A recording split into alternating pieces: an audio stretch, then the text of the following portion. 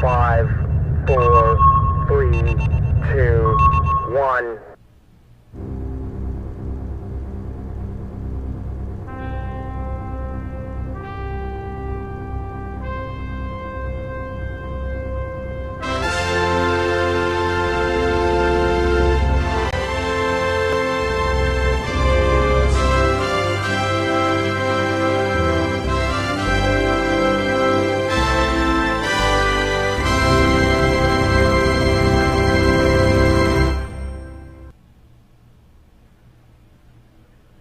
Hey, welcome everyone to IFB. It's Interfleet Broadcasting, our sci-fi pop culture news and commentary broadcast. And you should know that I'm New York Pete. And over there's my best buddy, the Tipsy Toaster. What? Get your finger on your side, sir. Yeah, whatever. There. So, are you watching? I'm gonna shut down one of these two just to make sure I don't go over my amount. So you taking Facebook or YouTube tonight? I got Facebook. All right, I'll close Facebook then. All right, so we got Lola and Carl.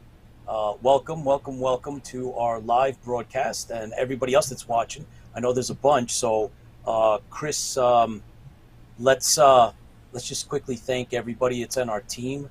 Yeah. I'm sorry about all that. I just want to make sure Pete had the other end. So, it's always a challenge when you're on travel. So I am in the wonderful state of southern Georgia, down here on the coastline where it's lightning and thundering outside. And oh boy, I had to actually, just for y'all, I switched hotels because the internet in the other hotel was not strong enough to broadcast tonight. So, well, look at you. Yeah, it was not good at all. I mean, it was like so.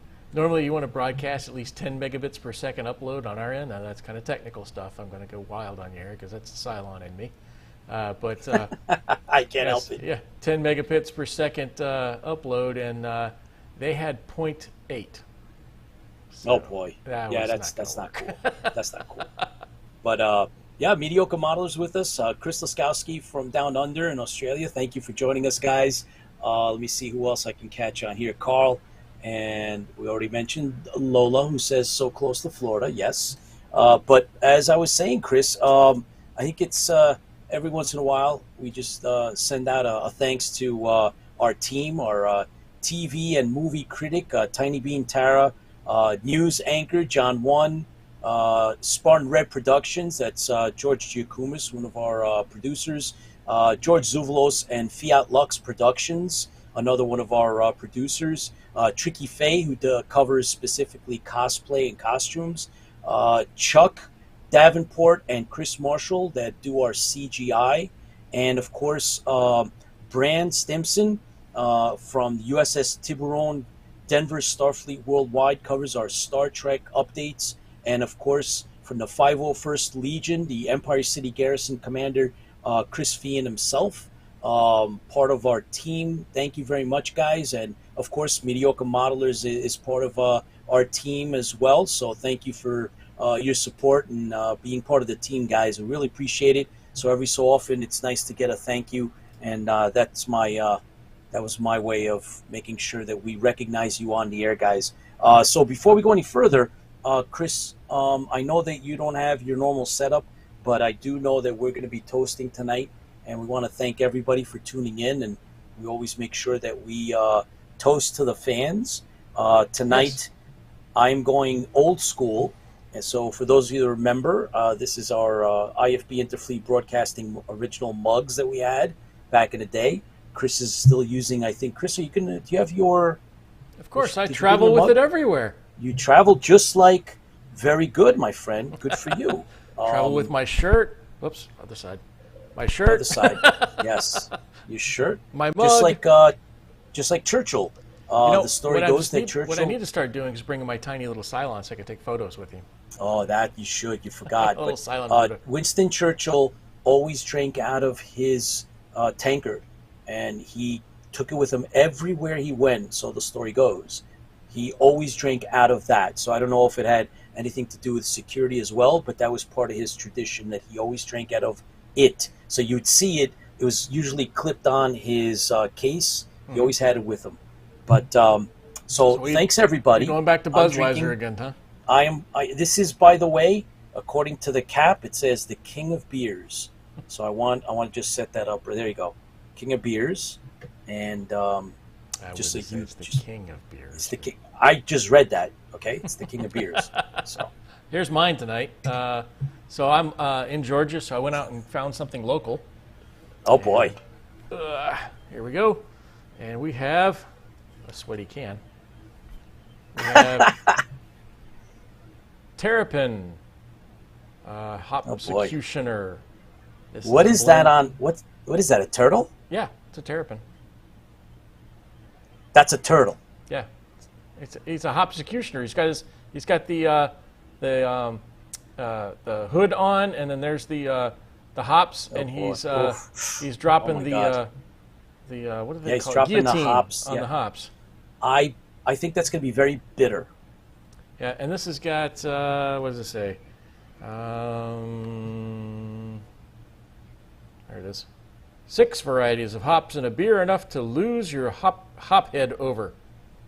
We had Terrapin, and this is out of Athens, Georgia. So nice. This is a local beer. I'm in Brunswick, Georgia, right now. So. All right. Well, ready? Mediocre Modeler says that you channel Churchill, and that turtle looks more like a Jedi turtle. I agree. Hey, Fran, thanks for joining us. What's wrong with the Jedi turtle? Maybe we should have had like Jar Jar on it instead. All right, whatever. I'm drinking the king of beers. Don't be jealous. And let's go. Ready? 1, 2, 3. Yeah. Let's thank one more time our. Budweiser. I want to thank Brigitte and David Alexander and Fran for treating us to our beers tonight. So right, I'm going to pour mine. You're going to drink out of the can? Oh, okay. There we go. I got ready? My mug. Yeah. Let's do it. Okay. Yeah. So. Oh, Budweiser, king of beers, baby. Butt wiper. All right. Love it. All right. I wore that one. Is this your first rodeo, my friend? It was trying to get it close to the microphone and not looking down to watch it. Oh, okay. Yeah, Carl, thanks. Me so shellless Jar Jar. Yes. Okay. I definitely don't want to spill beer on this thing. Yes. Yeah, you don't want to do that. Okay. I'm ready, so thank you. Oh, go ahead. Well, without further ado, go ahead. What's that even mean, ado? Anyway, anyways. It's an English thing. Just it's an go English with thing, it, man. So, yeah. So do I have to drink my beer this way then? Actually, I was close. I don't know. Baz is not on tonight, is he? Not yet. Oh, okay. So I was close to getting a Foster's tonight to bring on to take on the air. So. Wait a second. Fran just shot this up. Terrapin, Green Turtle, mascot of University of Maryland. Yep. College Park makes great soup. Oh, yes. Oh, fear the turtle. Okay. Yeah. All right. So, anyways, thank you for joining us. If this is the first time you're here, we are pop culture, sci-fi, a couple of nerds. We love to talk science fiction. We have a special guest on tonight, and we hope that you enjoy. But everybody that we love to talk to are all the fans, all the people behind the scenes, and all the people who keep the fandom alive. Those people who make the cosplay, those people who make the crafts, those people that write the movies, and the people that do the thing that we're doing, and broadcast and spread the news of their favorite shows and get other people involved. It's all a community, and we really appreciate you being here. So without further ado, I got my pinky out now. Without further ado, we always say a special toast, and that toast is, Pete? Fans fuel the fleet, guys. Thanks for tuning in. Thanks for watching. Appreciate you. Yes, Fran. Lawnmower beer. For those of us that have lawns. Once upon a time. Dude, it's not bitter at all. This thing's smooth. Is it? Yeah. It's not as smooth as mine. You can't get any smoother than water. It's the king of beers, my man. Don't be jealous. Don't be jealous. King. Lives King in of the beers. Chesapeake Bay, I bet. All right, so thanks everybody for tuning in. Tonight we're going to definitely go into Battlestar Galactica Armageddon, and that's going to be Chapter 18. We do that at the end of the show, right? So stay tuned for that. In the meantime, we have a guest, and we are really looking forward to hearing what he has to say for many, many different reasons. And we're lucky to have him. He's waiting for us in the green room. So And let me give a little history behind this. So I was kind of cruising Etsy and looking for specific things. I can't remember what I was looking for something, and I stumbled across a couple of really cool Battlestar Galactica things. And I was like, wow, these are pretty cool. And I was like, you know what? Let's see what else is in the store. And so I went to the store, and I was like, wow, there's a lot of Battlestar Galactica. There's a lot of Star Trek, Star Wars. A lot of everything.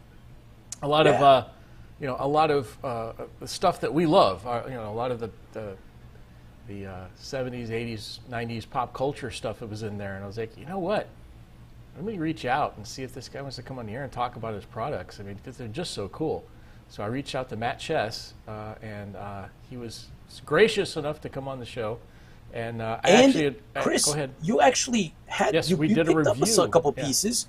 We did a review and we of, showed them. Yeah, we did a review of them. I want to say a while it's been ago. about a month and a half, 2 months ago. We picked up the blue. Command the deck uniform, officer. The deck officer, and we picked up the.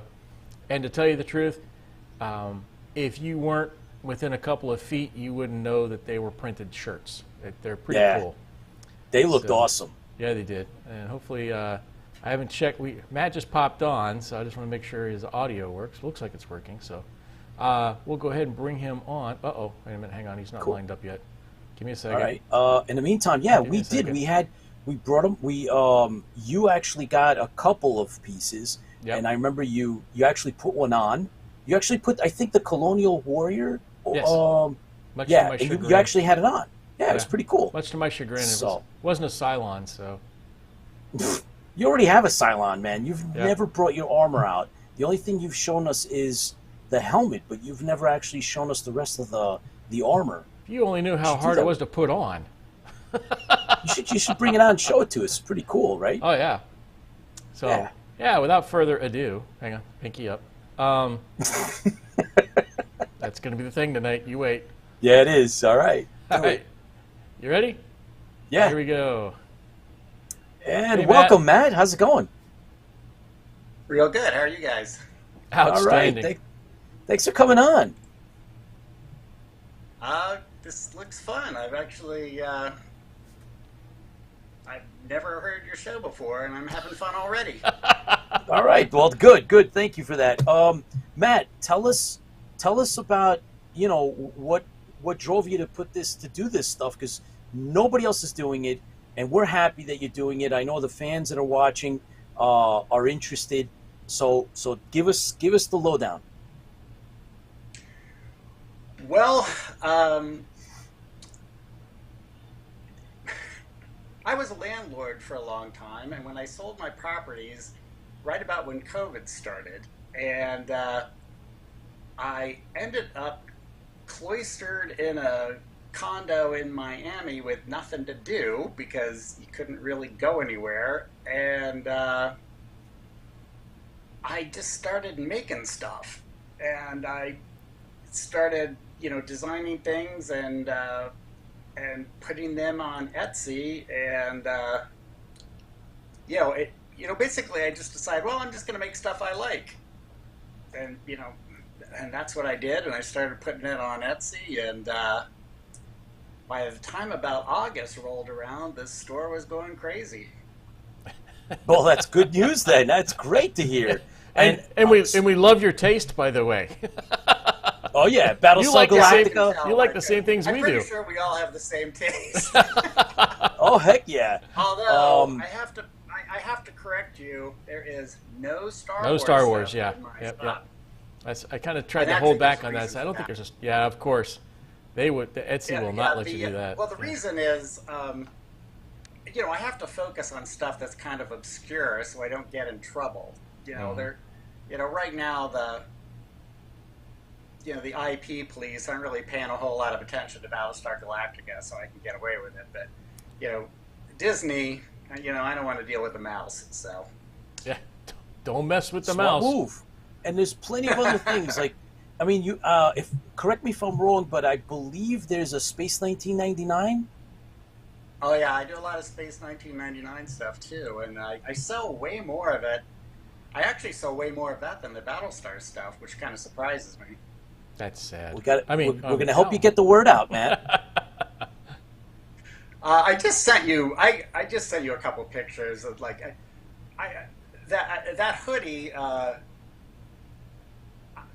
You know, that took me a really long time to make, and I'm really happy with that hoodie. I don't know if that picture came through yet or not.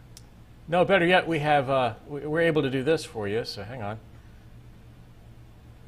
I think we're gonna go right to Etsy. Oh boy, oh man, and that's you. It. Oh, so That's cool, me. man. Oh, fantastic. Oh, look at that. And wait, That's we wicked. can get the video. Hang on, ready? Oh yeah, there you go. Spin it around. Oh boy, that looks cool. Oh Yeah. man, See, I have one from another I'm company really that's happy with crap compared to this. oh that looks really cool, man. Oh, I got to get that before I go to Comic-Con. Yep. I'm gonna take one of those that to New York. helmet, like, Chris, take a lot that is of, like, wicked. I'm really loving the hoodie helmet. It's just really fun. Oh heck yeah! Oh, I'm gonna be getting one of those, Matt. I'm gonna be wearing that with Chris to New York Comic-Con. That is wicked cool. I love I love it. So like the shoulder area that's got the actual. Yeah. Whoops, that kind of stretched out. There we go. Well, see, that's another cool. thing I try and do. Like, one of the things that just drives me nuts about most of the products you get out there, whether it's, I mean, it's really easy. The easiest thing to notice is what they do with Star Trek products. They're always off. I mean, the colors are off, or the cut is off, or they put the wrong collar on, and it's like, why are they doing that? It's the little details that matter. So that's what I try and do with all my products. Is I try and do the kind of stuff that the fans are going to notice. Oh, it's really cool. So how long does it take from concept to actually having one of these, like the one that you're wearing? How long did that take you to actually, physically get?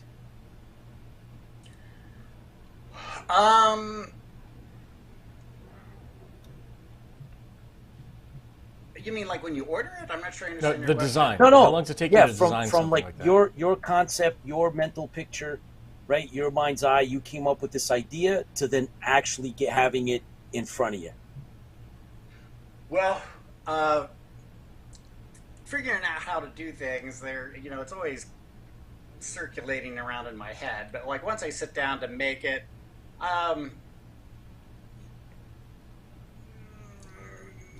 I probably have like 6 hours in that spread over 2 or 3 days. Oh wow, that's a lot of time actually. I mean, it doesn't Wow. sound like a lot of time, but it really is a lot of time. Yeah. Oh wow. Well, I mean, the trouble with art, or whatever you want to call this, is a lot of it is just thinking, and you're working on it when you're driving, and when you're watching TV, and when you're walking your dog, but you don't get a check for that. This is true. Absolutely. That name of the game, but that is pretty cool. So, so you get the concept, the idea hits you. Do you have a list now of things that you want to, create, or is it just spur of the moment? I definitely make lists.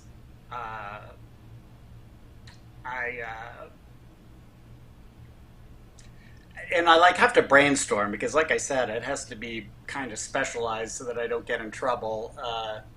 So I like the last batch of stuff I made was Galaxy Quest. Cool. And that's not selling too well, unfortunately, but I've got it. I see you got Logan's Run. You got the Sandman. Is that a shirt or is that the Logan's Run stuff sells pretty good. The Logan's Run. Really? I'm surprised. And like one of my favorites that I just made is that Gorn outfit. Whoops. Yeah. Logan's Run. There you go. Oh, There's look, the me. Sandman. The Sandman is so cool. Oh boy. I'm rewatching the Logan's Run TV show, the series. Oh, nice. Oh yeah, I remember that. I love the Look at solar that. car. I'm impressed. What impresses me is with the Battlestar piece that you've done. This piece is also, you can see the quilting in there, even though it's not really quilted. It's the actual. Cool. It looks like it's quilted, but it's just a print. That's cool. So like part of my business plan is, I like to make things that are fun but super affordable. Yes. Cost Best plan on a combination. budget, I guess is what I would Yep. call it. Yeah. Oh, that's great. We love it. Oh man, that is so cool. So I noticed Chris was scrolling through your Etsy shop, and I saw that there was a Gorn. There's a Gorn line. There's a couple of Gorn shirts. Yeah, I love That's the Gorn. Cool. I haven't sold much of that yet, but the people that have bought it really like it. It's hard to understand. I think That's you wicked. Oh boy. Oh, that's cool stuff. I've got the Gorn hoodie. That's my favorite. The Gorn hoodie. There it is. Oh, that's great. Oh my God, you gotta love it. Oh, this is cool stuff for cons, man. Oh, I'm all into it. Yeah, some people don't. Have you? And it's a good prices too. So and the Matt, other have thing you? that I like to go. Go ahead. Go ahead. Yeah, Matt, I was wondering if you'd considered doing. There's a Star Trek episode where it's like they go down to a Roman world, and they those that are chain shirt. yeah. The chain shirt's on the list. Excellent. The chain Brennan shirt Circuses. is on the list. Excellent. You love how I knew exactly what you were going to say? Yeah. All right, yeah. I'm in. So that's like when I'm watching these shows, that's what I'm thinking all the time. It's just like, what would be fun to make from this episode? And yeah, I've thought of the chain shirt. If you scroll around too, I've got the original series dress uniforms, in kind of a fun take on those. Oh, I could see Chris is scrolling in the background there. He's got some. Oh wow! Oh, there's the Galaxy Quest stuff. Oh yeah. Oh my God, that is wicked cool. There we go. Oh wow. So we'd actually, Matt. Obviously, you're not aware that Chris had actually picked up a couple of shirts. So way back when now, it's been a few months, we were on the site and we talked about it on the air, and you've definitely added a bunch of things since we last visited. Oh, wow, that's really cool. Oh, the Monster Maroon. Oh, yeah, it's a shirt. That's cool. Excellent. It's got the belt, too. Oh, yeah, I love that shirt. That really turned out nice. I love that shirt. Oh, that's really cool. You can see an entire nobody's wardrobe got here. this. Nobody's got this. This is awesome. Oh, yeah. This is really cool. The other thing that I like to go for is I like to make things that you could wear around and only super fans would recognize it. Yep. It's like, that's it. That's the way to go. It could just be a shirt, but to like the super fan, they're going to be like, oh, those are the chains from. That's right. I love it. Love it. There's Buck Rogers. No way. Oh yeah, I do all the Buck Rogers stuff. I'm working on that too. Oh man. Oh, pull that up. Oh boy. That's awesome. Oh my God, that is cool. Yeah, that's one of my favorite pieces too. The inside of the hood is like a light blue to match the belt buckle. Yeah. I can just see you spilling cool. pizza sauce on it. Well, control yourself. I've got a zip-up version of that too. Oh, do you? Oh, nice. I see. That's cool. That is wicked cool. Matt, any scoops? Are we gonna have any exclusive releases? Is there anything in the wings that you can tell us about? Right now I am working on stuff for Orville. I'm working on stuff for Orville. Okay. Ooh. And I've got a whole bunch of stuff about to come out for Strange New Worlds. Ooh. Oh, yes. Excellent. Oh, you know what? I might be able to show you a picture. Let me see if I can figure out how to show you a picture. Did you get the emails sweet. or? Yeah, I'll get them. Just if you send it to me an email, okay. I'll pull it up. Okay, right. cool. Let me figure this out. Oh, here. that's nice. Look at that. Yeah. Matt, So any chance we might see any Planet of the Apes stuff? Ooh, now there's one. Planet of the Apes. What would I make for Planet of the Apes? Oh, I was thinking some of the You mean like the ape? You mean like the tunics? The ape? Yeah. Yeah. The ape tunic. Yeah. Oh, actually, that's a really good idea. I hadn't. Yeah. There you go. I hadn't had that idea. I like that. All right, cool. Yeah, man. I like that idea. Yeah, I could actually do that. That would be neat. Right, because you have Dr. Zaius. They had their own. Right, there's and the chimps had their own. The security forces, Urko and those guys, they had their own. Right, so there's stuff that you could pick one or two of those. That'd be kind of cool too. But print a turtleneck with the metal collar. So, you know, they had the metal collar around it. Idea. Yeah. Mediocre Modeler wants to know, are you a designer by trade? I am actually. Ah, okay. So yeah. So Well, how did you get in? How did you get involved with this? Well, basically, I mean, I started doing the Etsy store basically out of COVID boredom. Yeah, I mean that's Right. Oh, wow. how that happened. Like I said, I was stuck in Miami, and just kind of cloistered in Miami, and I, just started working on stuff, and I'd always had an Etsy store, and I just made some like obscure like car stuff, because I've always liked obscure cars. Like orphan cars and obscure cars and stuff like that. And, but when I was in Miami, I, just started doing more stuff. Right, Well, so that's pretty cool. How did you get involved with designing? I mean, was that your normal job or? Well, I got involved in designing like 6 years ago. I've also got a swimwear label. Oh, really? So,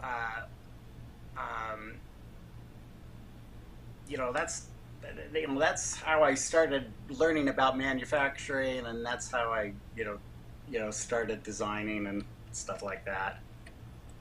So you Well, I gotta tell you, self-taught? this stuff is cool. Like you using Photoshop or something? Are you self-taught, or is that something that?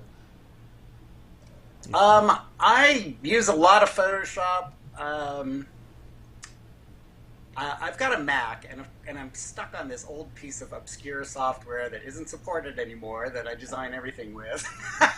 Hey, if it works. It's It's called Intaglio, and it's a pain because I have a hard time like making my machine support it.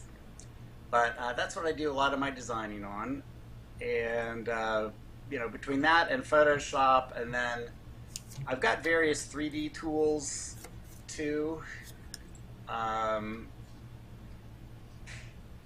So, all right, here's one of them. Sorry, this is taking so long. No problem. So this is like a hoodie version of the jacket they wear on Strange New Worlds all the time. All right. Pull it up. And that's just a render. It's not a fabulous render, but you can see what it's going to look like. You've seen it here first. So that's the scoop, I guess.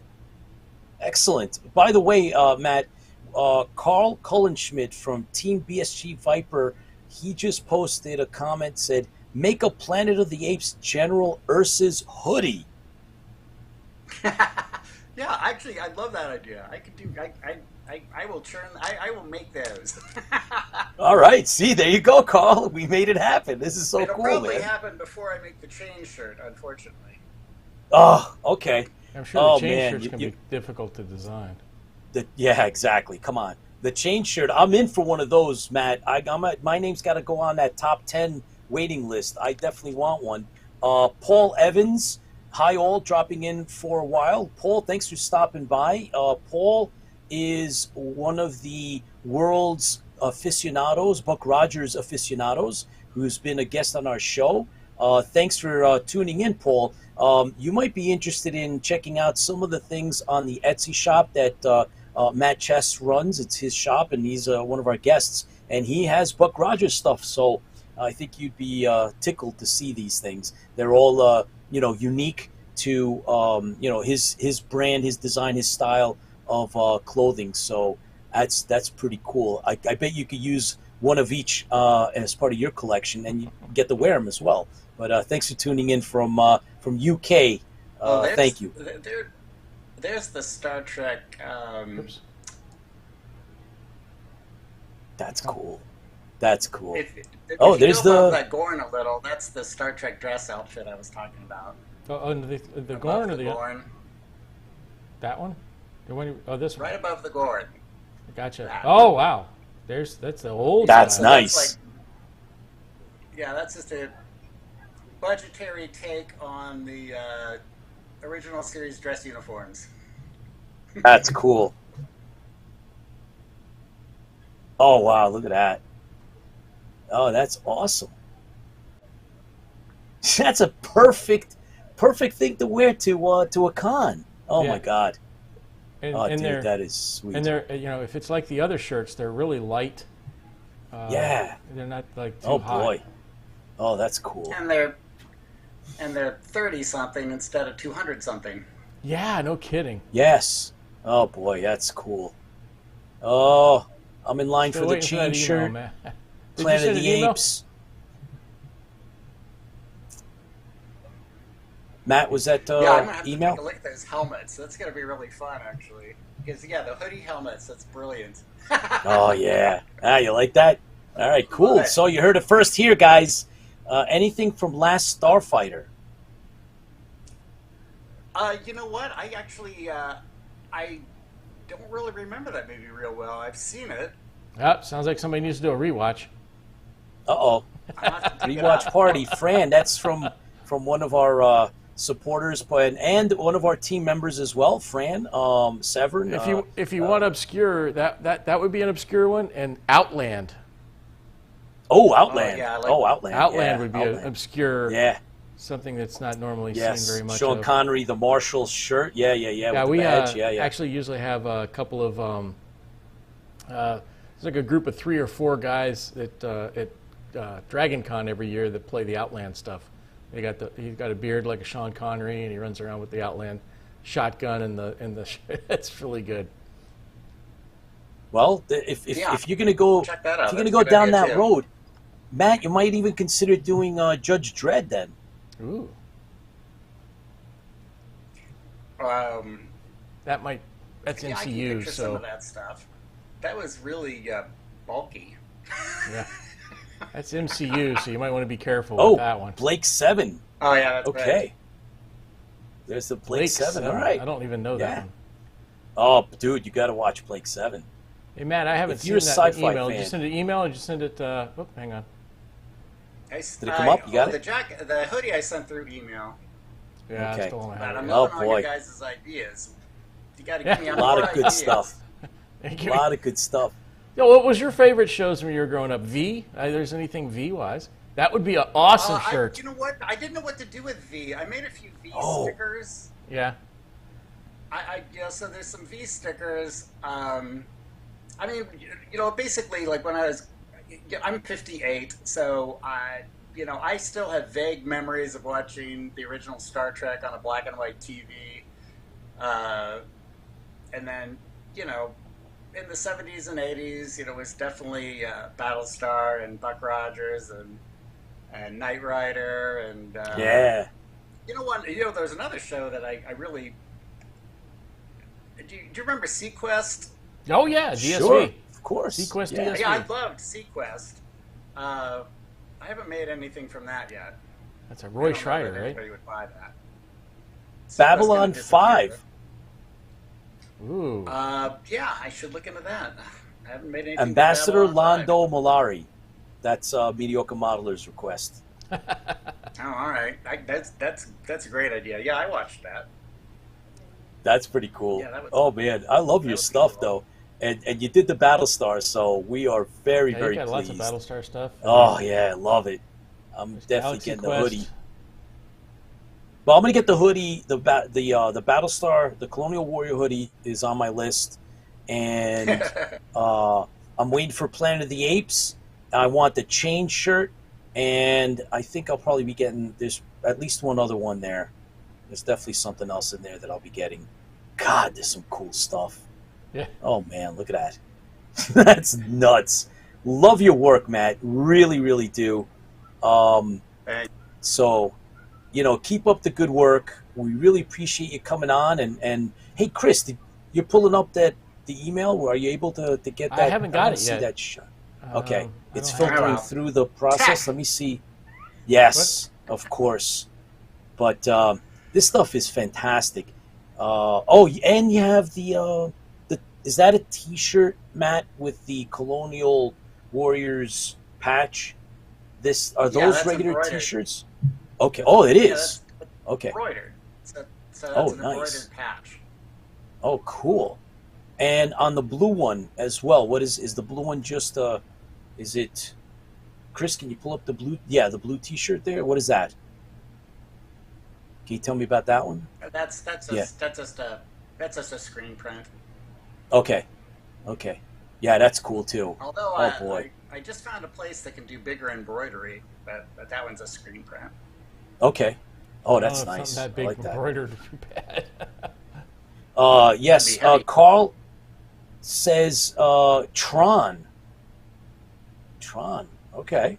Oh yeah, Tron. Tron. That's a real good idea. Yeah. I like Yeah. that. Tron's a good I idea. like this one. That's it. Oh, Knight Rider. Ooh. Oh, that's cool. How do I find this store? It's on Etsy. So, Yeah, Matt, it's- give us a location and all that. Link and Well, the name of the store, Yeah. of the store is JudeWear, and it's named after my mother, Judy. cool. And it's on Etsy. So if you the easiest thing to do is just go to Etsy and search JudeWear as the name of the store. That's the Fantastic. easiest thing to do. All right. And Fran, I hope that is an answer to your simple question. Is that your mom there? There's an image That's of an avatar. after your mom. Yeah, that's an Oh, avatar. cool. Awesome. Very Yeah, good. That's a On stupid my end, it's logistics small. thing. Very cool. There was a problem that the only way I could solve it was by I had to get a bank account in my mother's name because of some dumb Amazon problem, and then I started using that account for other things, and it became my Etsy store name too. Very nice. Little nod to mom. There's nothing wrong with that. Nothing Happy wrong with days. that, and it helps when your customers think you're an 80-year-old lady. Makes a lot of problem solving a lot easier. That's kind of funny. All right. You got So tab. Chris Loskowski from Down Under, he says, "How about a Happy Days Battlestar Galactica crossover?" How would that look? Yeah, I don't know. Chris, give us a little bit more, man. This is your chance to shine. Chris is a really good supporter and friend of Well, ours actually, from there Down was Under. There was the Mork outfit on. Oh yeah, Happy Whew. Days. That's good. Electric Niners. storm, tornado warning, signing off. Sorry. Okay, Lola, stay safe, please, and we'll stay in touch. See you next week. Oh man, there's a bad storm coming up. Florida might hit Georgia as well. So everybody out there that's watching, stay safe, please. Oh look, TWA. That's your stuff too. Oh cool. Yeah. So I like again. I like to do like things that are out of business, obscure Oh, things. I So I worked sell I a oh worked the last. I sell a lot of defunct airlines stuff. Oh, really? I worked the Yeah. last day that TWA was flying. I was there for the end. No, there is a jacket on the site that looks like Fonzie's jacket. Oh, so we could put a. How about we put a BSG patch on Fonzie's jacket? Is that kind of what your You know, I vision is, used to Chris? have a. I'm not sure I still have it. I used to have kind of a leathery jacket that I put a BSG patch on. I'm not There you sure. go. I don't think that's available anymore. Yep. See, Chris. I figured it. I could see your mind's eye. I saw it. Oh yeah, this is some I really sell a cool lot of those stuff. transporter pads. I was See about to that say, that's Oh, kind of cool. transporter yeah, pad? I sell a yeah. lot of those. Oh, that's pretty cool. Oh boy. Oh, look at that. That's cool. Mickmo, late to the show, but is that a Logan's Run Sandman shirt? Yes, it is. Welcome to the show. Thanks for tuning in. Yeah, I mean, there's all kinds of stuff on the on Matt's Etsy shop. Uh, Everything's Jude, yeah. represented. Battlestar JudeWear. Galactica, of course, and just really cool stuff. And we've been throwing around some ideas, and Matt's really open to hearing everything we have to say, and he's going along with us. He's actually Matt's a big sci-fi fan, so we're connecting on a lot of different levels. So that's really cool too. Look under the sci-fi section. Yeah, that's what I was at earlier. Yeah, there's a lot of cool stuff out on the There you go. actual page. Thanks for doing this, Matt. Not everybody does this, so thank you very much for doing it. There's a leathery jacket. Oh, there's the jacket I was talking about right there. Ah, there you go, Chris. Oh I boy, wasn't that's sure I cool. still had that. Yeah, there you go. Boom. There's your Fonzie BSG crossover Happy Days. There you go. Is that what that is? Oh, that's so cool. Wow. Well, Matt, again, thanks for being creative enough to, seeing this vision all the way through and providing this for us, because we've gotten a good bunch of laughs and we enjoy it. And I know some of the guys, including Chris, have purchased some of these, and we stand by the quality and what you've made, and it's a lot of fun. So thank you for coming on the show. Sorry we didn't get that email up, but Yeah, we it didn't will come in. we will show it though. If it does make its way, we're gonna put it up. No questions asked. Thanks again. And when you do get another major release, we'd like to have you back. We'll talk about any of the other things. If you have like another batch that you're coming out with, or any of the other stuff. If you do like maybe the Planet of the Apes stuff, you want to come back and talk to us about it. We'll do another segment. We'd love to have you. Yeah, actually, I'm excited about that one because of the helmets. Yeah, the helmets. Yeah. Really Yeah. intrigues me. All right, cool, very cool. So thanks for coming, Matt. Really appreciate it, and we're in your corner, and we will be ordering up a bunch of things for ourselves. And I know, like Chris went and bought a few already. I'm gonna be jumping in and getting some stuff too. So Yeah, thanks for it's doing it, great Matt. to be able to take something to con like that, or something that's not extremely, like you said, it's not something. Oops, I guess I could put myself on there, shouldn't I? Yeah, It's something that's not really extremely expensive, or and sometimes that obscure thing that people come up and ask you, hey, that's a cool shirt, and then you can actually you can start a conversation at a Comic-Con with people who have the like minds. But like we said, it's important to fuel the fleet, and you're fueling the fandom fleet by creating some really cool ideas with shirts and everything else that you do on here. The cups and the transporter pads and everything is pretty neat. So it's a pleasure to be able to talk to you in regards to someone who is supporting fandom. Of course, you're trying to, everybody's willing to, chip in and make some money off of it. But that's the whole idea behind this, is just get people involved, get people up and running, and you're a fan yourself. So, once again, like you said, it's a fans lot more feel the fun fleet. than it is money. Yeah, and that's and a lot of the Etsy shops. Like my daughter runs an Etsy shop, and it is a lot more hobby than making a living most of the time for her. So. All right. Well, it was fun being on. Thanks a lot. Thank you. So we'll have you back, and once again, take care. And here's to you. Fans feel the fleet, and you're feeling the fleet. Thanks, Matt. Yep. That's okay. We're toasting to you. No problem. Okay. Matt, stay well and stay in touch, please. We'll definitely want to have you come back. All right. Thanks a lot. Yep. Take care. Take care. Very cool stuff. Very cool. Just ordered the BSG coffee mugs too. All right, thanks, Fran. Very cool. Yeah. I mean, that's the whole idea. Is we tap into products and providers that are designing and making things, and it's not the run of the mill, right? This is exactly what we're interested in, and it's even more special when we get the brains behind the actual, whatever it may be, whether it's world building or it's, products, these unique products that nobody else has or nobody else makes. Very cool stuff. So it was nice that Matt came on, and looking forward to some of the other products that he's going to be putting out there.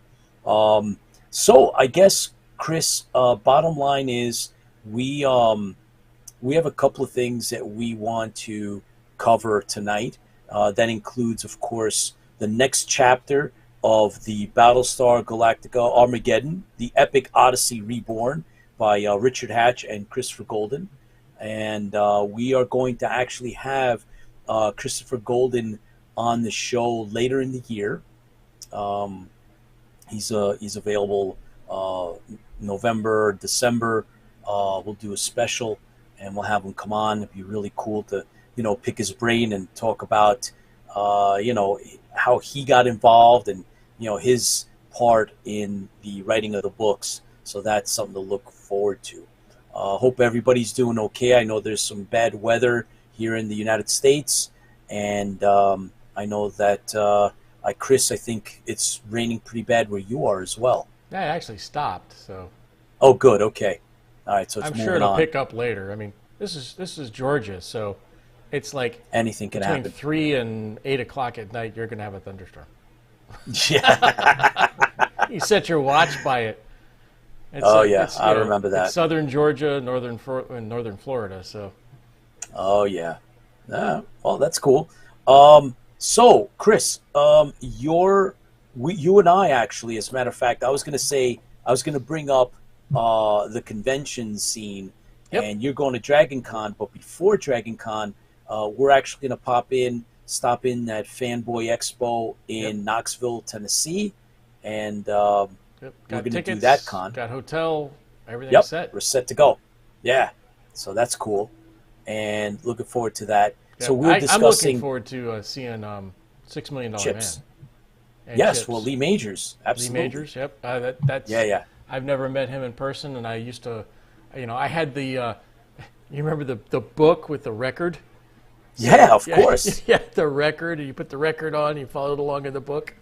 Oh yeah. I had like 2 or 3 of those $6 Million Man ones, and I had all of the toys. Look through the back of the guy's head, and I can't remember the bad guy's name. He was a robotish. He had silver. He had a replaceable arm piece on it, and I cannot remember his name.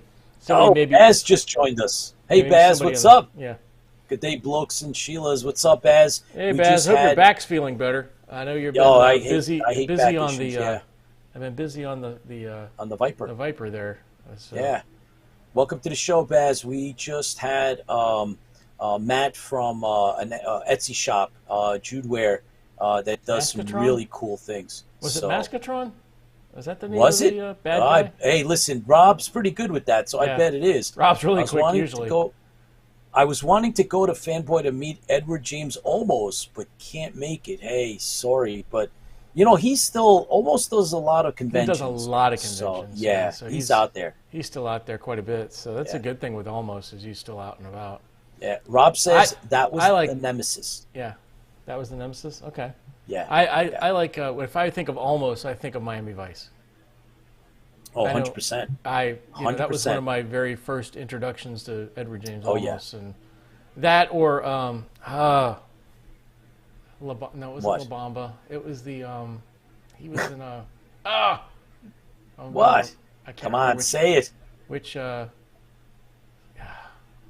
it was him, and I can't remember. Anyways, All right. it's another Never mind. great- Was it great the show. Atomic Man? The Atomic Man? I don't think it was the Atomic Man. No, I'm not. No. That. But I had the silver guy. I even had the rocket ship for $6 Million Man. He fit inside the rocket ship, and Oh, wow. I had all of that stuff. And I remember many hours playing with the action figures, not dolls. No, they're not dolls. They're Not dolls, action they're figures. Yes, the G.I. Joes, man. I had the 12-inch G.I. Joes. Baz is telling us that he's taking it easy on the back. Trust me, I know about back stuff. Hey, it's hate it. Designing sucks. folding knives at work. Viper is getting close. I can see light at the end of the tunnel. Yes. Well, amen to that, Baz. Yeah. Looking forward to seeing that If you- when it's done. If you haven't checked it out yet, go to Baz's page for the Viper. It's really coming along well, and talk about a lot of work and everything else, but it's so cool. I mean, a couple of the posts he did the other day, right up my alley. I love subwoofers, and he's rebuilding speaker enclosures out of other speaker enclosures to fit in the wow. Viper, and it sounds amazing. So That's great job. cool. I can't, I'm going to have to take a trip to Australia just to see this thing, I'm sure. Oh, man, that'd be so cool.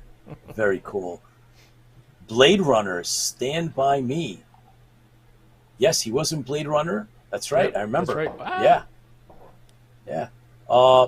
So Rob Baum just mentioned that Jim Carlson told me at the 15 Yarn reunion in '93, he told me you're working, I think, as a story editor on $6 Million Man, and future film scribe Steven D'Souza wrote Death Probe episodes. Interesting. Very, very interesting. Chris Loskowski, broadcast quality is getting bad. Chris, okay, but Pete is delayed.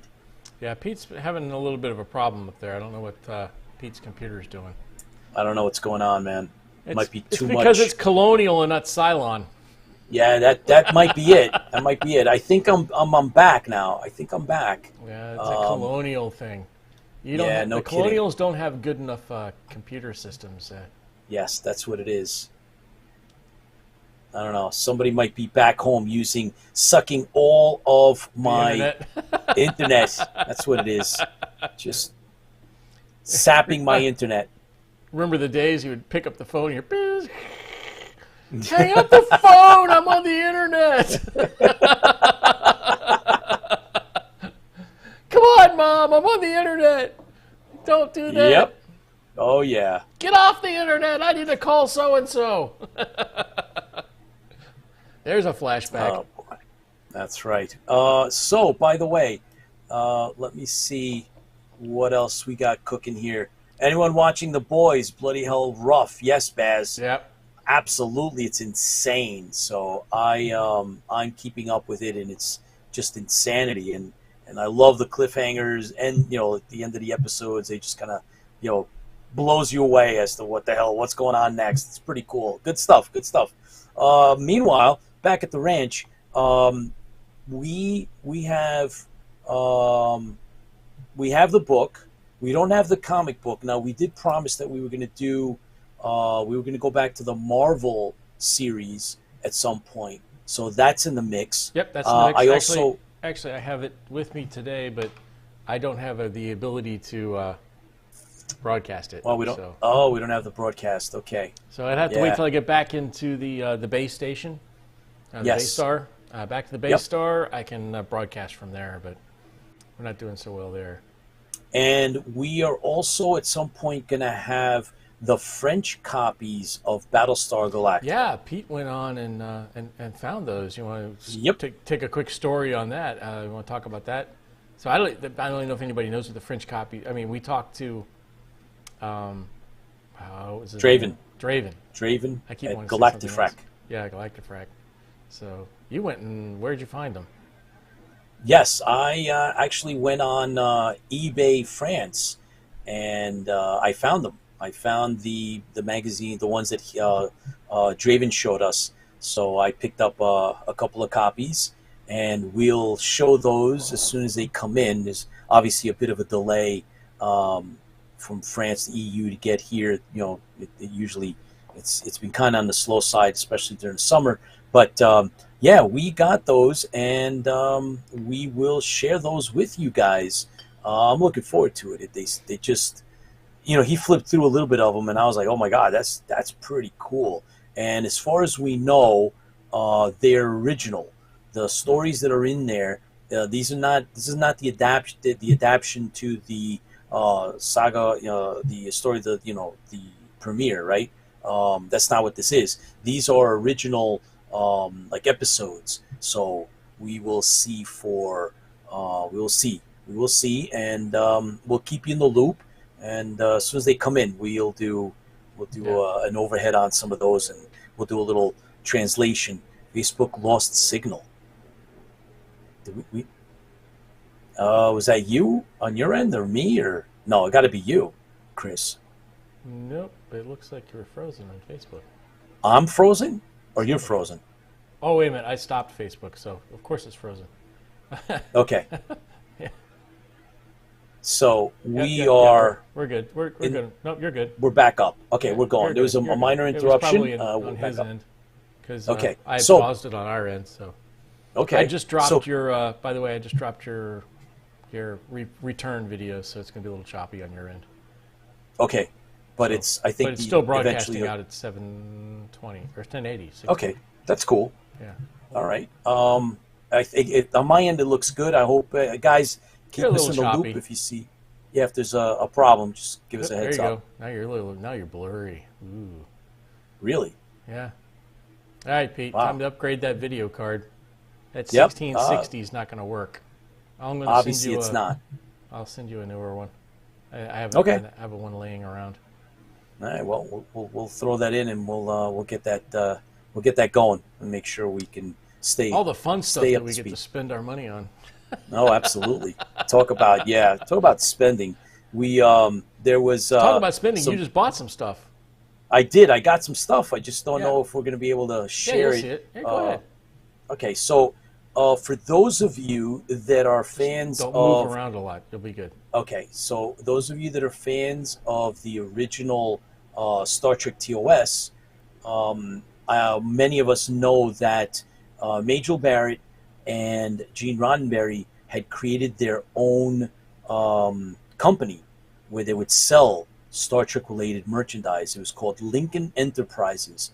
And back in the late 70s, I found out about it, and I actually have some of the original catalogs and some of the original materials that I was able to afford then. But very recently, I stumbled across an actual sale for what I thought were just cards that Lincoln Enterprise had actually put together. But they're not cards. They're actual like photographs, and they're printed up on like, you know, photo paper. And these are from the late 70s, and it's a series of cards. And this is, of course, the Gamesters of Triskelion. And then there's this one, right? This is from Spock's Brain. And they're kind of like cards, but they're more like actual It photos. almost look like the same thing you get out of a photo booth. Yes, correct. Yep. And this is from the second set. A Muck Time. That's a great picture. And I think these are printed up. Here's another A Muck Time picture from TOS. I think they were printed up from 35 millimeter reels that Gene Roddenberry had. And then they actually cut those up, and they would sell you, like 20 film cells a pop for like $10 or $5 or something. So I have some of those as well, 35 millimeter Don't they degrade over time? Does silver fall off of them or something? I don't know. I mean, yeah, it's been 56 years, so but I do have a few of them stashed away. I think I'm gonna actually try to print the images up. I think it'd be kind of cool to try to mess around with that at some point. Oh, you didn't show the one with Spock smiling, did you? I missed it. I did not. Yeah, there is one. It's nice obviously you're behind. Nice and clear right now, so do it. Yeah, hold on. I gotta find it. It's behind. I'm sure it's a behind the scenes picture because you don't see Spock Leonard smiling Nimoy. in the show. Yeah, he was. Yeah, he never smiled in the show. Let's see if I can get it real quick. It's a good one. No, you had a chance. Hurry up! Hurry up! Hurry up! Blur out. No! Fix it, Scotty. Fix it. Here it is. I got it. You're back to clear Boom. again. That's not him smiling. Oh, there he is. Okay, yeah, he's smiling. It's hard to see. There it is. Yeah, it's definitely behind the scenes. They're both laughing. It's William Shatner's laughing in the background. And this is from the episode Cat's Paw. That's what this is from. That's a good one, man. Yeah, so the back is blank, and then the front is, it's got this. Yeah. I got these images. Very cool. So I picked those up. Robert says the Roddenberry's had. Whoops, it moved. Comic Roddenberry's books. had comic books they created. Title escapes memory at the moment. Okay. Day of the Dove as the Enterprise. Okay, I'm not a big Star Trek fan, so Carl says Spock did smile in the show. He smiled in the Menagerie, right? So which was they cut up the original pilot, the Pike pilot, and he smiles. And there's a couple of times where he kind of smiles, especially once when he grabs the flowers that are like humming or that. So he smiles there, and then there's like an episode with sort of like the Triffids where he gets hit and he meets up with an old flame, so to speak, and he goes, but he's out of character. Right. But when he's in character, he's not. This is a behind the scenes though. This is from Cat's Paw, so he was not laughing in that. His character was not laughing. So yeah, cool guys. Very good. Crew and Klingons sought to repel the entity. That was Day of the Dove. But I don't remember him smiling in that. Do you? The one with Jill Ireland. That's the one I was talking about. Yeah. And yeah, I don't know about Rob. I'm not sure about the Day of the Dove one, but definitely the one with Jill Ireland. She played Spock's, so like his love interest in the episode. Great episode. Right. Really good episode. I remember he was laying in the grass. Colonists. And, yes, that's it. And he sees like the dragon in the clouds. Right. Yeah, man. It's a great one. Cool stuff, man. Always so anyway, I'm a big Star Trek, TOS Star Trek fan, and when I saw these, I jumped on them because it reminded me of the old days, and that's kind of cool. So it's a bunch of these. So yeah, fascinating. It's true. Very good call. That's right. I don't know. So that was kind of my biggest acquisition. Yeah. Over the last couple of weeks. Acquisitions because I've been deployed.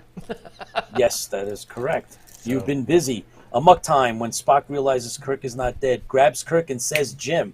There you go, Fran. All right. Yeah. Very cool. Yes, that's right. Very good. So Rob and everybody else, cool, man. That's right, Fran. Thank you. But again, this one is from Cat's Paw, and in Cat's Paw, they didn't. He wasn't smiling or laughing, and that's like a behind the scenes shot, which is kind of cool in and of itself. So all right, good, man. Great interaction. See, so we have good Star Trek fans and BSG fans, sci-fi fans all together. Sci-fi. Yeah, man. Thanks for watching, everybody. Really appreciate everybody tuning in. There is some bad weather, not on my end yet, but in Florida there is some bad stuff. Chris, you said it stopped raining, so that's good. So at least maybe we're good here in southern Georgia. Southern Georgia, yeah. All right, cool. I just hope I don't have to drive back in it, so I'm driving back to. Oh heck yeah! Back to the Battlestar tomorrow, so starting out at 4 a.m. So. So back to the convention, Chris. Mm-hmm. If anybody wants to meet up with us in Knoxville on Saturday, I think There was a couple people coming. There might be. Yeah, There might be. I'm pretty So, sure. I know Paul Rotter has been advertising it a bunch of times in a couple different groups. So I'm pretty sure he's coming. So that'll be a treat because we haven't met Paul Rotter before. He's going to Dragon Con? No, he's coming to Knoxville. He is? Yes. Oh boy, that's going to be insane. Yeah. Oh, so we're going to he's videotape advertised that. it a couple of times, yeah. Oh my God, yeah. Oh, that'd be so cool. Well, look, any of you that are coming, please, get in touch with us. You know how to instant message. You have email, right? You know our email. So info@interfleetbroadcasting.com. Let us know because we definitely want to meet up. Saturday's our day, and we can make something out of it. We could maybe even meet up and go to dinner with any of you guys that are around. Yeah. It'd be kind of fun. Everybody needs to bring their mugs. Yes, bring your mugs. We'll I think we'll have a good time with that. That'd be fun. So the acquisitions haven't been a lot. I went looking around, Chris, and I noticed that Logan's Run, the original Marvel comic books, they vary in price. So some of them are like in the hundreds of dollars. Really? I have them all. I have them all. You have them all. Yeah. Okay, good. And then they've got kind of an off-brand Logan's Run one too that wasn't Dark Horse. Yes, was it Tops? Image or Tops? Okay, Image. Yeah. They came with an Did you get those? one. I've got all those too. Yeah. Oh, okay, good. I was looking at that. I love Logan's Run, and you've just been rewatching it, and you made I'm me rewatching rewatch it. Yeah. So I'm on the third or fourth episode of the series.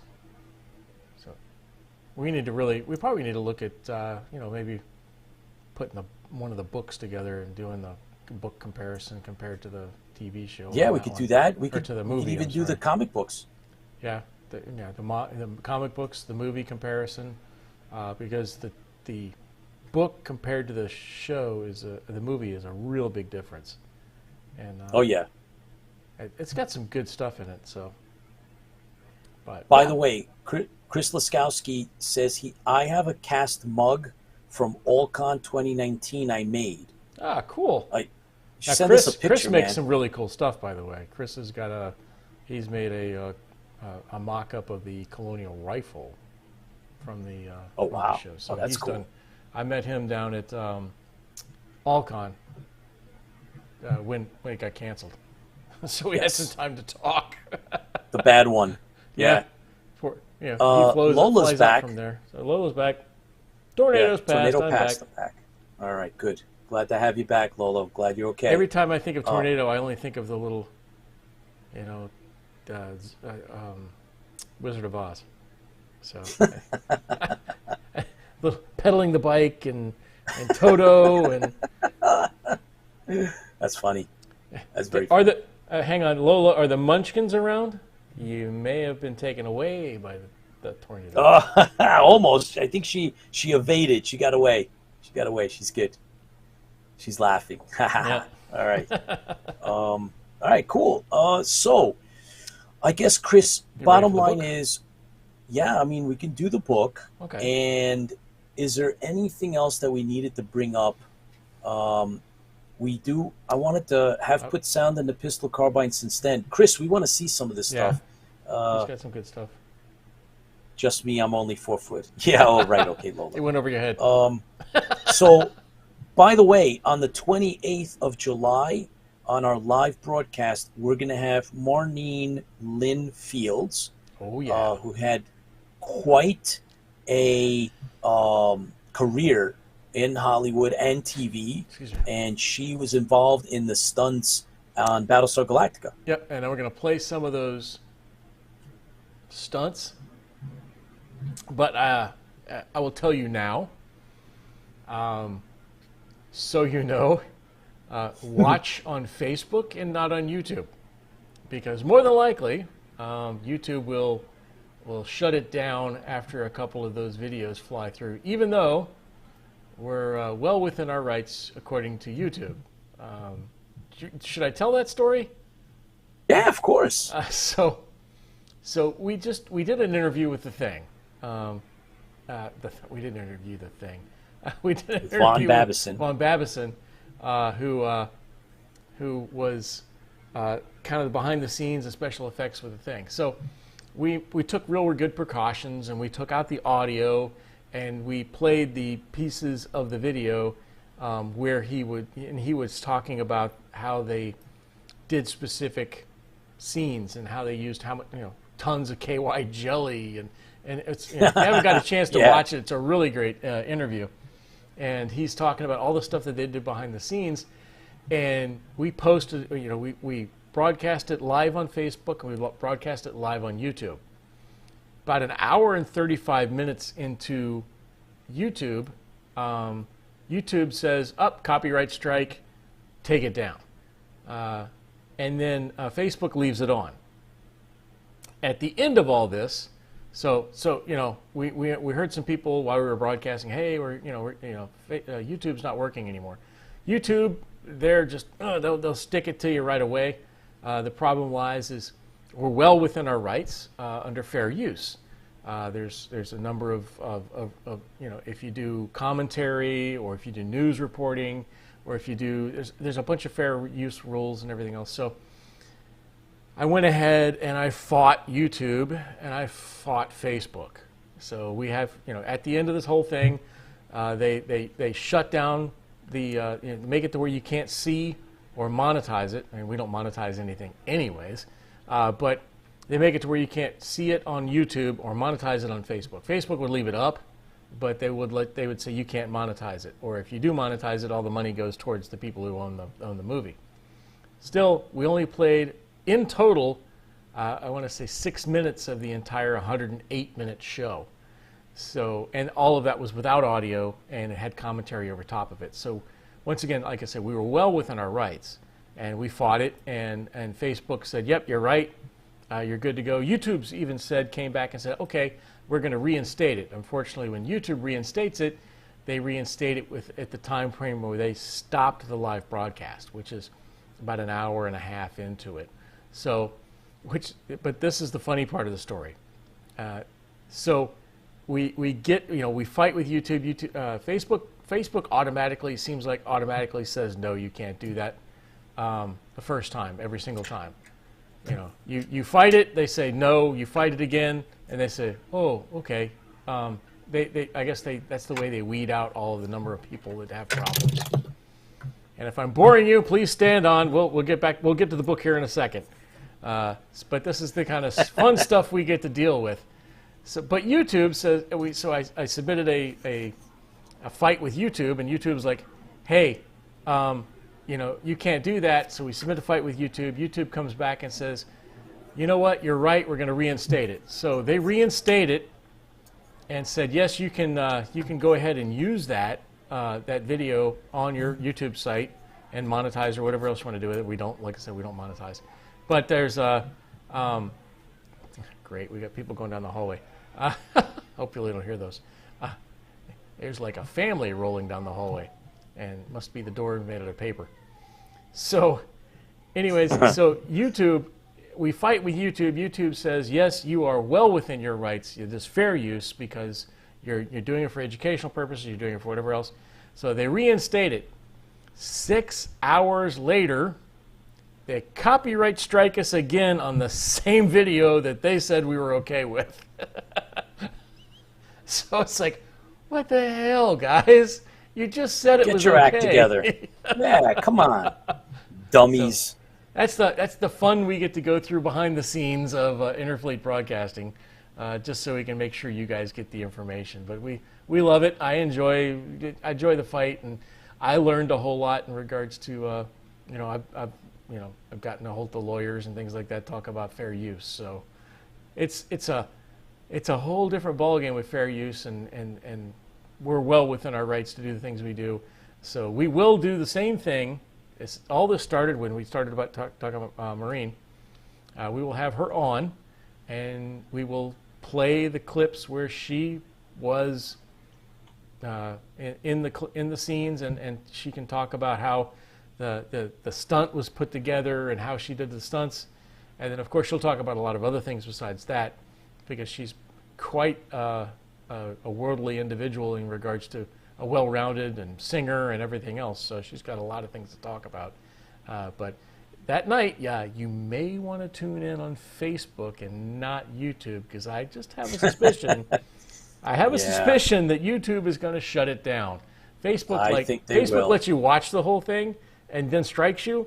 YouTube's like, clack. They stop you broadcasting, which kind of sucks, because now you only have a little bit of the broadcast. Now, I can upload the broadcast, which is what I'll probably end up doing. I'll get copyright struck again. We'll have to go back through the whole process and say, hey, look, you just approved it, and here it is again. So anyways, long story short, I hope I didn't bore the crap out of it. Is everybody still awake out there? Sorry. I think they are, just barely. Yeah. However, we are going to jump right into the book. So I have the hardcover. A little bit more entertaining is now the book. action packed. Chapter 18, page 213 on the hardcover, and it's. Let me hold this up so that everybody gets a shot at that. So there we go. Battlestar Galactica Armageddon by Richard Hatch and Christopher Golden. The Epic Odyssey Reborn. Now, one of the comments that Chris and I have thrown amongst ourselves here is the idea that there's a lot going on, right? There's a lot of story arcs and sub stories and there's 7 stories running. Yeah, so it's nope. YouTube and Facebook banned us. Carl, you got to tell us about that. Yeah. So, Kindred Spirits. Baz Arms, Z's, yes, he went to sleep. But so yeah, we're diving into the chapter 18, and we're like in the last quarter of the book. Of chapters, yeah. Yeah, and it opens up with Athena, Chris's favorite. Right. So let's do a quick update. So a couple of chapters back, Athena left the Galactica to go help Dylan and Troy. Oh, hang on. Here we go again. My name problems again. Troy and Dalton. I keep saying Dylan instead of Dalton. Dalton, like B. Dalton, bookseller. Yeah. So she left because they were taken captive, and she found out about it. So she grabs a couple of people, jumps on a shuttle, and goes takes care of this herself. Which I love the first sentence in this, and we'll get into it in a second. So that's that. That storyline will be into this chapter as well as the storyline with Boomer, Major Boomer. He was at the what's the name of the ship? Hephaestus. He is. Yeah, Athena's on the Ursus now. No, I know. Athena's on the Ursus to help. Yeah. Dalton and Troy. Yeah. And meanwhile, there was an explosion and an overthrow attempt on the Hephaestus, right? Yes, that's right, correct. Which Major Boomer had taken his ship to. And then what's the third storyline tonight? We also have we have Boomer, we have Athena. And we have, there's, we do the Athena. Oh, Cassiopeia makes a quick appearance. Right. That's quick appearance in Cassiopeia. So yeah, Cassiopeia. And that was really kind of weird. It's like a paragraph, and you're like, oh, and then it's gone again. You're like, whoa, that was fast. But anyways, so those are the kind of things we want to just kind of bring up the speed before we start the chapter tonight, so you're not too lost when we start talking about it. So. First of all, I would like to say the first sentence in this chapter is amazing. I can just see, Athena with this because it says laser in hand. Yes. Arr. Athena strode urgently onto the bridge of the Ursus, flanked by Captain. I'm going to screw that one up. Hecate. Yes. Hecate. It looks like Hecate to me. Of the 4th Squadron and 3 other warriors in her squad, the crew of the Ursus was in turmoil, and her arrival did nothing to pacify them. But I can just see Athena with a laser in her. You don't see that too often with her, so you get to see Athena with a laser in her hand. You're like, yeah. Yep. So so she walks onto the bridge, and so she sets takes over. Rescue party to go get Troy and Dalton, not to mention the captain of the Ursus, who's down in Captain Morgan, which is an awesome name. Captain Morgan. Yeah. If you're a rum guy, you'll like Captain Morgan. You're like, yeah, that's it. So she showed up with 5 colonial warriors, and she needs 10 crew. She's got to arm up 10 of the crew of the Ursus, and they're going to go down with the acting captain of the Ursus, and they're going to go down, and they're going to get them back wherever they are down the pit. They're going to get them. Right. So what I like about this is it's a very strong. Once again, Battlestar Galactica always had a good, strong female leads. Female Viper pilots and things like this. Oh yeah. This really gives a female lead, as well as the Sagittarian woman. I forget her name on here. Sagittarian she's woman. she's the one. She's the XO of the Ursus, and she portrays a pretty strong individual as well. She's like, oh yeah, yes. She's commanding. She's doing things. So I really like that. That's pretty cool. So, and she's like, what's your problem? She tries to get. She gets the. So they finally get. What's her name? We'll get to it in a minute, I'm sure. I can't remember. It's a Sagittarian woman. Portia. Portia? Portia? Oh, really? Okay. Yeah, Portia is her name. Okay. So, and, she yelled, she belittles her a little bit because, hey, do something. And then you give me some people, and Portia's like, all right. She takes over command, which is really nice. That's cool. I mean, I was so wrapped up in the fact that all of a sudden, Athena showed up. I would have been too, but I tried to pay attention. It's hard for me. That's funny. And then the next scene is Cassiopeia. Right. And so she's taking readings of the murder victim, which it goes back to I think the first chapter, second chapter. That was the third chapter, I think. And it's a challenge, and it's she's trying to take as many forensic readings of the corpse as possible. So they kind of mentioned that she's getting all these readings to try to figure out who in the fleet this is, because there's nobody that's been missing, right? There's no records of anyone missing in the fleet, and this guy's been dead now for I don't know how many days now. And so they're trying to figure out who it is, and they're having issues with genetics, I guess, like DNA. Right. And that was it. It was really fast. It was just 2-3 paragraphs. That's it. Yeah, she's excited by the challenge of trying to find the person, and doing all the studies and she's doing all the investigative work. But she's examining the bone structure. She's examining all the stuff here. So, it's. I think. I'm looking at this paragraph. I'm like, gosh, it seems a little out of place, but I'm sure it's a prelude to something else later in another chapter. The bridge, yeah, so exactly. It's a connection of somehow, right? I mean, because it just seems like it jumps out of nowhere, because it's Athena saying, "Hey, I need your help," and hey, Portia saying, "Hey, the place is, it's the cult of the serpent that's down there, and we're going to have to go talk to them. The rest of the people you're going to find they're pretty in the pit, or pretty docile. They're not as bad." So, but they don't have to go in guns blazing. It goes from that to Cassiopeia, and then, I mean, for just a quick second for Cassiopeia, and then it jumps into the next spot.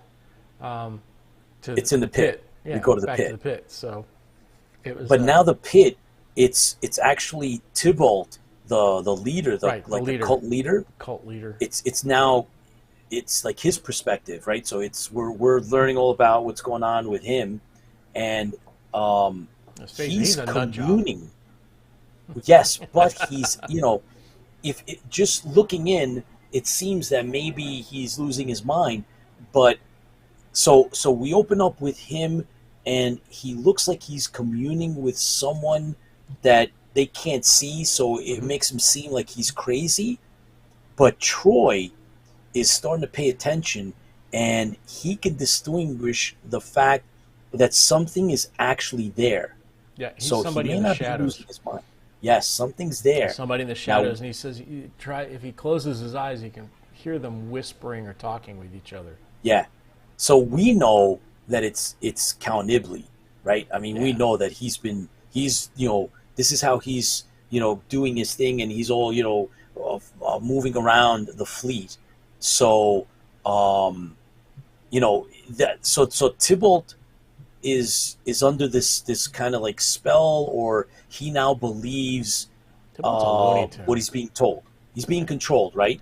To an extent. Yeah. Well, to an extent, right? And so he sets up a remote video feed, a live feed. He's got what do they call it? An eye, something eye. Yeah, it reminds me of in Stargate Universe, they had these balls that would just self-propelled, and they would kind of like hover and record everything. So that's what it reminded me of. It's like a big thing with multiple lenses on it, and it hovers. Yep. Yeah. So he's going live, and he's broadcasting. Like us tonight, we're live. Yes. A transvid is going to transmit the proceedings via a transvid system-wide. That's what he's going to do. And Tybalt proceeds to shoot Captain Morgan in the head. Yeah. It's like, hey, everybody, watch this. Blammo. Boom. Yeah. Isn't that crazy? You shot Don't kill Captain Morgan. Captain Morgan's dead. Well, guess what? Somebody else is going to have to do it. Maybe not as well.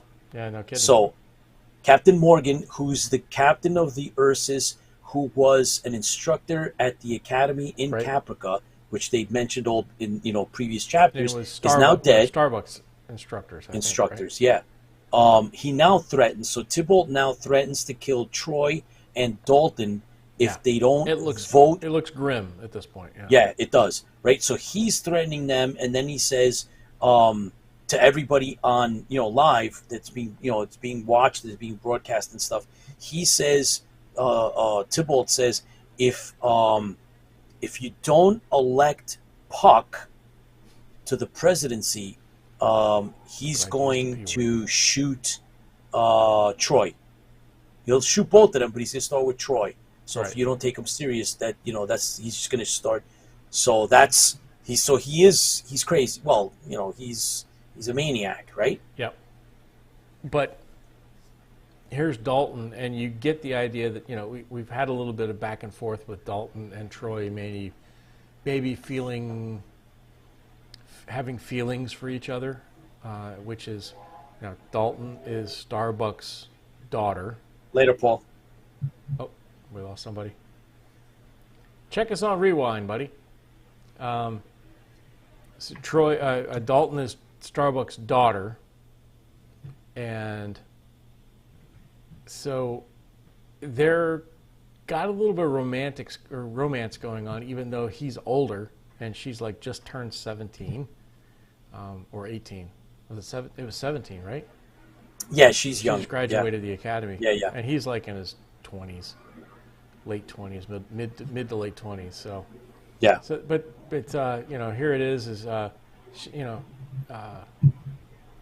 Tybalt's getting ready to shoot Troy in the face because he really, at this point he's feeling he doesn't need Troy. He's got Dalton to, so hey, elect Puck. I got to slow down when I say that again. So elect Puck for the taking over the Galactica, which once again that goes way back to the beginning where, Adama's died and somebody there's a leadership void. So but Dalton's Dalton's like, leave him alone and everything else, and I think Tybalt has got a good eye on this. He's like, young love.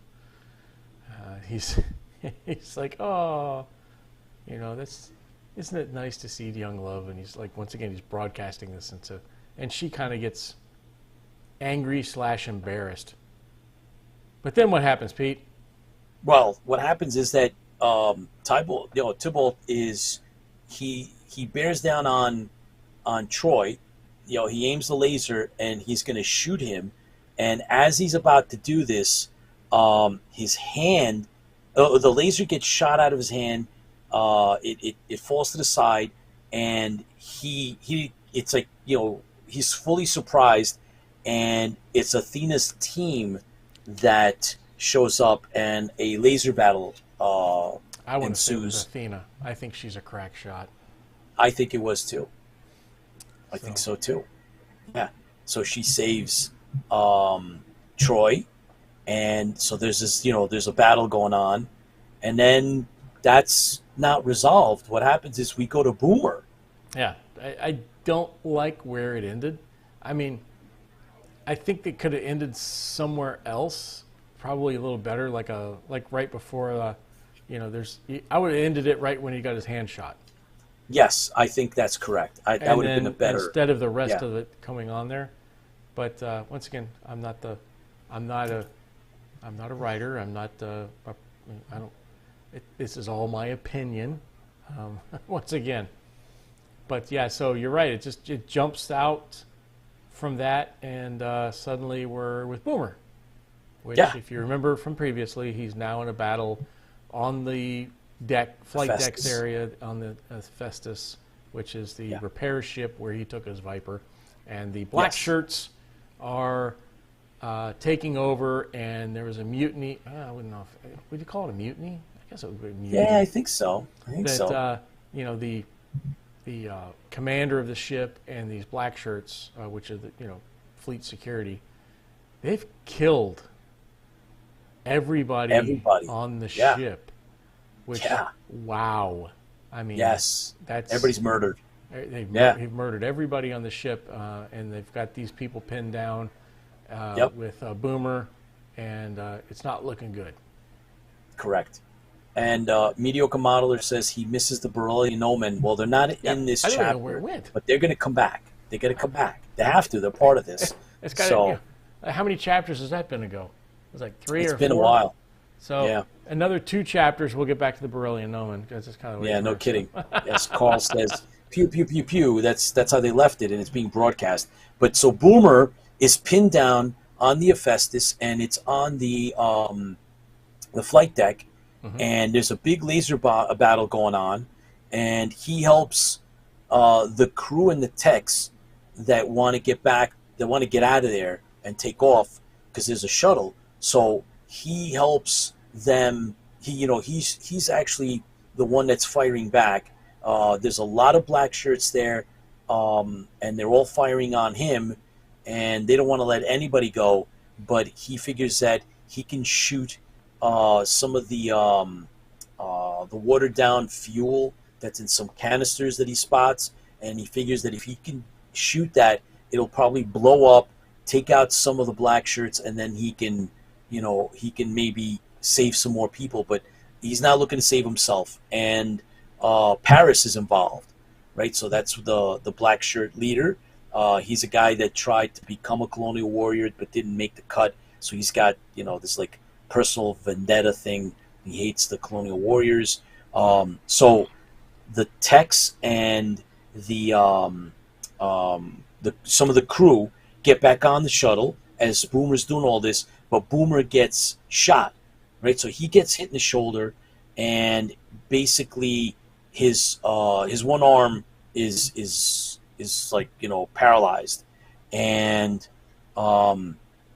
he's all up in this, and Paris gets around him, and so they're trying to get Boomer to get onto the shuttle, but it doesn't look like it's happening, and Boomer just tells them to leave. He's like, you guys got to go. And he realizes at that point that basically he's going to die. Yeah, and there's a lot of, that's a very quick version of it. It's really good.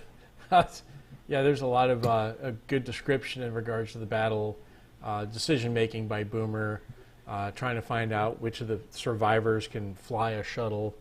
That's all in that description there. But it's a good one. Actually, this write-up is a good one. This write-up is really good, yeah. And then, of course, you feel Paris is definitely the bad guy, and there's some verbal exchange between the two.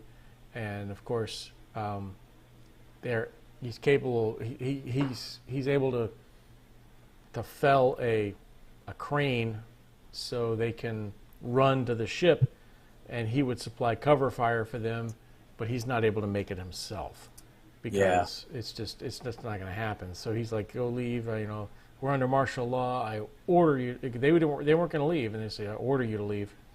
So they left, and so things aren't looking good for Boomer at this point. Like, okay, no, so not at Boomer's, all. And what's the other reveal? There's a reveal here that we didn't know about Boomer.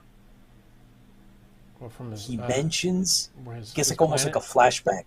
Yeah. He like his life flashes in front of him or something like that. Yeah. Not quite, but he mentions that he had a sister. Yes. And her name is Persephone. And she has a gap between her teeth. I really would have left that out. I was, but I know I would have left it out of the book. I mean, it's just yes, So that's did he? I didn't even we didn't know that he had a sister. Period. It never really comes up. So and then we go to the last part of this, Chris. Right. Like that brings us right to the end of basically the last. I don't know. Was it paragraph or so? Yeah. So Paris has lured him. Paris has kind of lured him out by being sneaky. He's standing in the middle of nowhere, standing out in the middle of the open, and Boomer's like, well, the shuttle's gone. They're surrounding me. I might as well, get this guy. And he's standing out in the middle of nowhere. So Boomer stands up to shoot the guy. They shoot him in the Boomer gets shot in the shoulder. He's not able to kill Paris, and then a shuttle arrives. And I love it. So at first you're reading it, you're like, wait a minute, is it the shuttle? What the heck? What are we talking about? Is it the same shuttle that just left? Or What's going on? Yeah. So a shuttle arrives and it lands on top of him. Yeah. Awesome. Not Boomer. Awesome. On Paris. So even I'm okay with that. So, but Boomer's also mentions how upset he is. He has to kill other humans. He hasn't done that since I can't remember what he says, but he says he's really upset with Paris because he's making him kill other humans. He doesn't want to kill other humans. So, but they land a shuttle on Paris. The front landing gear squishes him. Yes. And so the shuttle storms into the bay, crushes Paris, and when I read it, it was like, is this a shuttle that just left? They just turned around and came back? Yeah, and then I remembered a couple of chapters, or a chapter ago, or 2 chapters ago. That they sent a rescue party out there. Yes, that's right. And it's Sheba and a team of warriors hit the deck, dun, dun, dun. And it's like dun dun dun, and that's it, guys. That's it. The cavalry arrived. Yeah, so we're up to chapter 19, and there isn't a lot left, but that's okay. We're covering it, so I'm not sure how they're going to wrap this up. I remember reading this book many years ago when it first came out.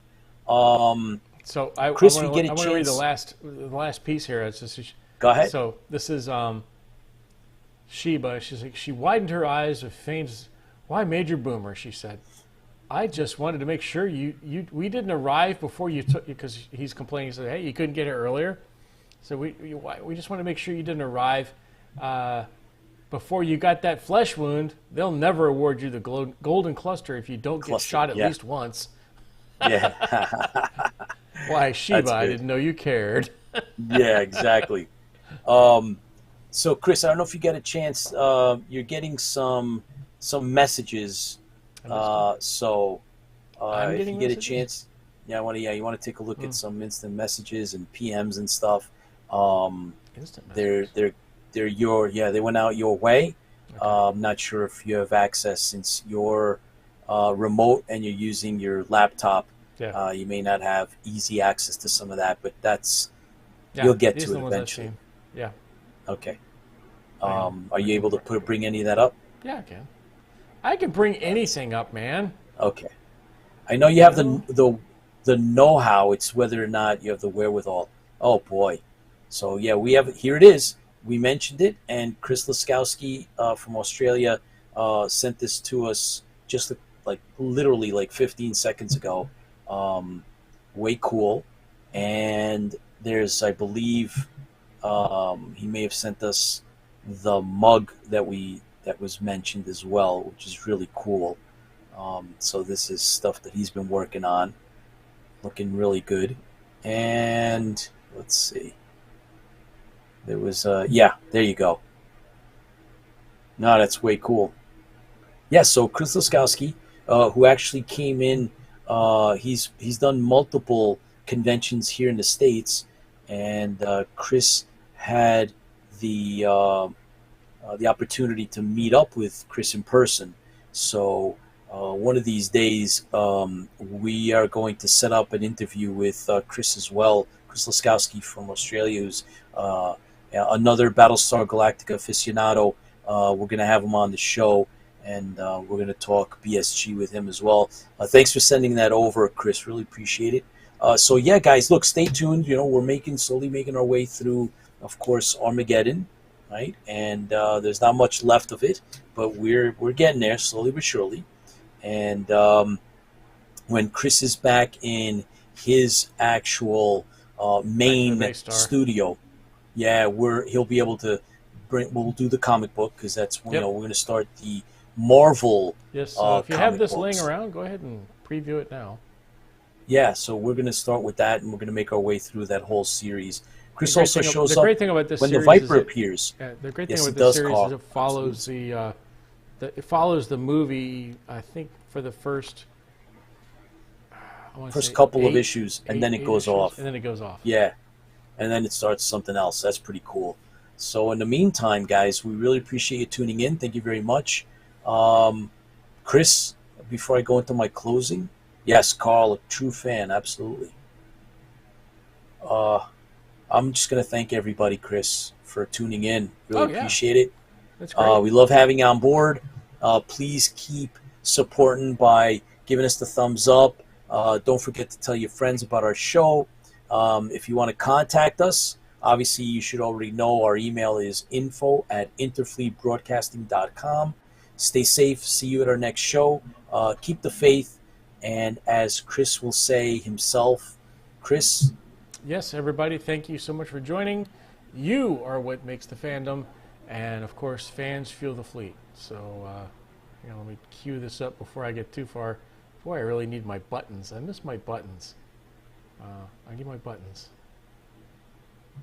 There we go. Now, I'll cue that up. So, what I was saying, it's you who fuel the fleet. Thank you for being here. We look forward to seeing you next Thursday at 8 o'clock.